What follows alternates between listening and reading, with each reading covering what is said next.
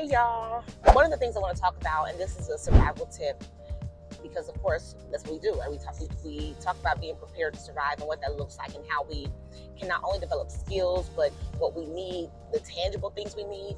But this particular thing is not anything that's necessarily tangible. It is a skill that I believe everyone should have if they are in fact looking to be prepared to survive.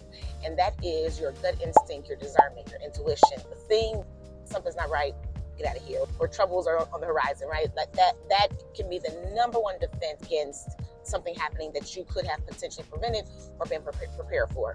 So usually I fill up at a half a tank. I do that even at home. I don't like my tank to get beneath half a tank. And of course the same thing when I'm driving or on the road. So driving, I filled up at half a tank. When I had driven enough miles to go another half a tank, I was looking for a place to fill up. I couldn't find one, and then there wasn't really a suitable gas station between that point and where I'm camping at. And I had enough fuel. I knew that I would not be on E or almost on E or anything like that by the time I got there. So I went ahead and went to the campground. I surveyed the land. I like to get a feel for where I'm at.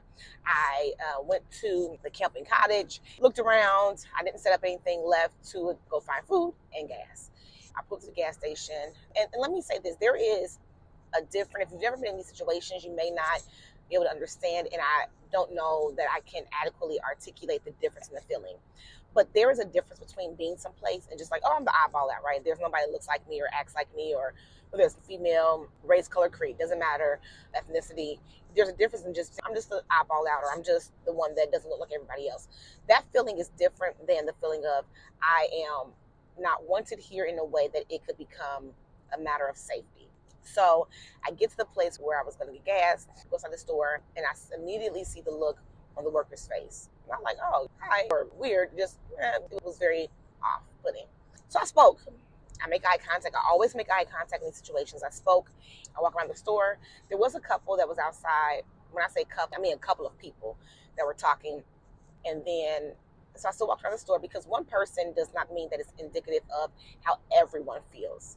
So I walked around the store still. There wasn't really anybody in there. I wanted to see if there was somebody in the back or whatever. Nobody was in there. And then I came back out of the store, and then the couple that was there did the same thing, made eye contact, spoke, and immediately got the same feeling. So I elected not to get gas and went back to the campground, to my little cottage, which I slept wonderfully, by the way. And then now I'm back on the road. But I just want to say that, because that is, again, one of the number one things you can do or develop in order to make sure that you are prepared to survive.